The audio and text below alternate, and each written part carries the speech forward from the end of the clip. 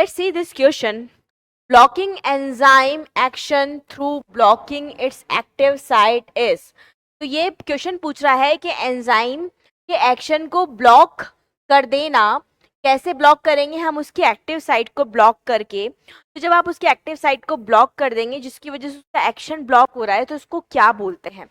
Allosteric inhibition, feedback inhibition, competitive inhibition के non competitive inhibition. तो इसके लिए बेटा पहले हम एंजाइम की थोड़ी सी स्ट्रक्चर समझते हैं। तो ये जो हमारा एंजाइम होता है ना बेटा, ये थोड़ा सा इस तरीके से होता है। जैसे ये हमने बनाया एक enzyme,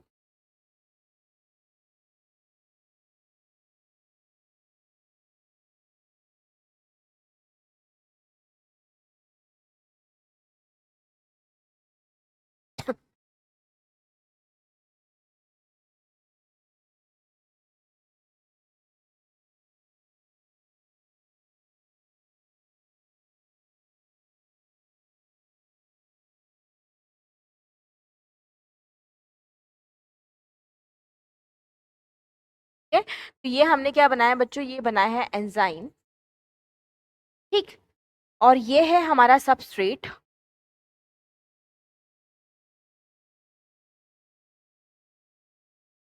this is what, this is substrate, ठीक है। और एक है हमारा ये मॉलिक्यूल,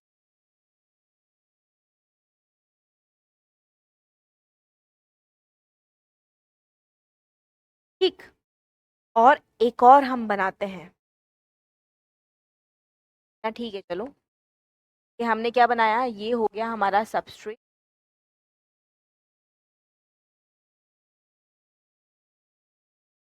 है। और ये क्या है और क्या नहीं है के बारे में हम बात करेंगे बाद में।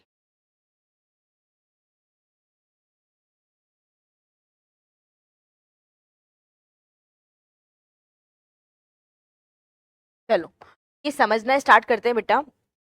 एक एंजाइम जो है उसका काम क्या होता है, वो सबस्ट्रेट को प्रोडक्ट में कन्वर्ट करता है bye lowering the activation energy, ठीक है। लेकिन इस एक्टिवेशन को लोअर करने के लिए, सबस्ट्रेट को प्रोडक्ट में कन्वर्ट करने के लिए सबस्ट्रेट को आकर पहले एंजाइम के पास आके बैठना पड़ेगा। और एंजाइम को सबस्ट्रेट को अपने पास बिठाने के लिए स्पेशल जगह होती है। उस स्पेशल जगह को, स्पेशल जगह है, इस स्पेशल जगह को आप क्या बोलते हैं बच्चा, एक्टिव साइट को आप क्या बोलते हैं बच्चों, एक्टिव साइट बोलते हैं। ये जो मैंने बनाई है this is also an active site, ये भी एक एक्टिव साइट है, ठीक है। तो मैंने यहाँ पे इस एंजाइम पे दो एक्टिव साइट बना रखी है। अब हमने क्या बोला कि इस एक्टिव साइट को हमने बनाया तो इसलिए था कि इसमें सबस्ट्रेट आके बैठे। लेकिन कई बार क्या होता है, कुछ सबस्ट्रेट के जैसे दिखने वाले सबस्ट्रेट, जैसे ये ट्रायंगुलर है ये भी ट्रायंगुलर है, कुछ सबस्ट्रेट के जैसे दिखने वाले मॉलिक्यूल्स उस एक्टिव साइट पे आके बैठ जाते हैं और उस सबस्ट्रेट से लड़ाई लड़ते हैं कि हम एंजाइम के पास जाके बैठेंगे।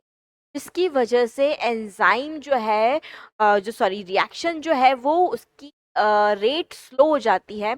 इसको आप बोलते हैं कॉम्पिटिटिव इनहिबिशन, है ना। तो रिएक्शन को रोकने, ये कई बार रिएक्शन को रोक भी देते हैं। जब इनके नंबर ज़्यादा हो जाएंगे तो सबस्ट्रेट से कंपटीशन करने लगेंगे एंजाइम की एक्टिव साइट पर बैठने के लिए। तो इनकी वजह से रिएक्शन रेट का स्लो हो जाना, रुक जाना, इसको आप बोलते हैं कॉम्पिटिटिव इनहिबिशन। क्या बोलते हैं बच्चों, कॉम्पिटिटिव इनहिबिशन। तो ये मैंने क्या बनाया है, सबस्ट्रेट के जैसा दिखता है और एक्टिव साइट पे ही आके बैठता है, ये है कॉम्पिटिटिव इनहिबिशन।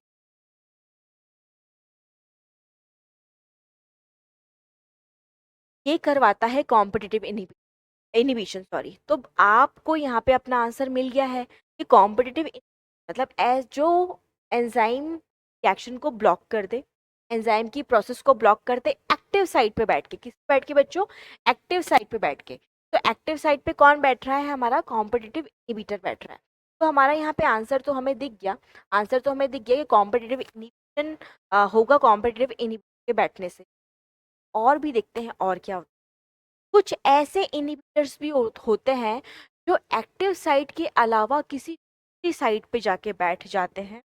जैसे कि यहाँ पे इसको देखें, अदर साइट है, other site then the active site. Active site के अलावा कोई दूसरी साइट है, तो एक्टिव साइट के अलावा कोई दूसरी साइट पे जाके बैठें और वो एंजाइम का शेप कुछ इस तरीके से कर दें कि वहां पे फिर क्या आ जाए बेटा, जो हमारे जो सबस्ट्रेट है वो आके जुड़, सबस्ट्रेट आके जुड़ ना पाए, और सबस्ट्रेट आके जुड़ पाएगा, ठीक है। सबस्ट्रेट जब जुड़ ही नहीं पाएगा तो उसको आप क्या बोल देते हैं बेटा, ये होते हैं हमारे नॉन कॉम्पिटिटिव इनिबिशन।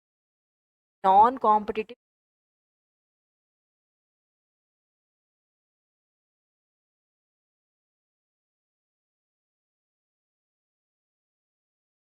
यदि ये non competitive inhibitor active site में चेंज ले आए, यदि ये नॉन कॉम्पिटिटिव एक्टिव साइट में भी चेंज ले आए तो इसको आप एलोस्टिक, है ना, मॉड्यूलेशन कर देते हैं।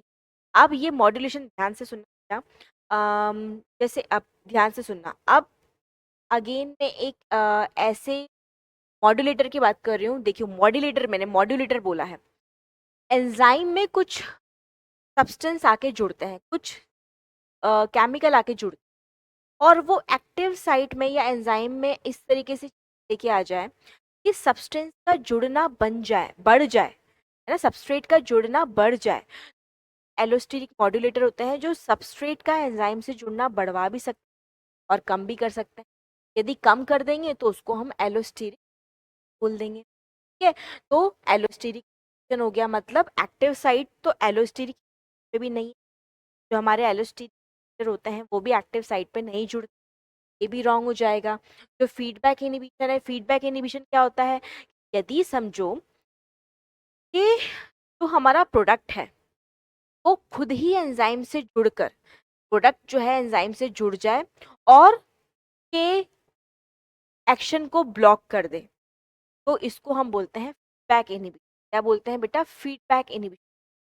जैसे कि हम एक एग्जांपल देखते हैं, मान लीजिए ग्लूकोज 6, आपको पता है ग्लूकोज जो है से बनता है ग्लूकोज 6 फॉस्फेट, और ये बनता है हेक्सोकाइनेज।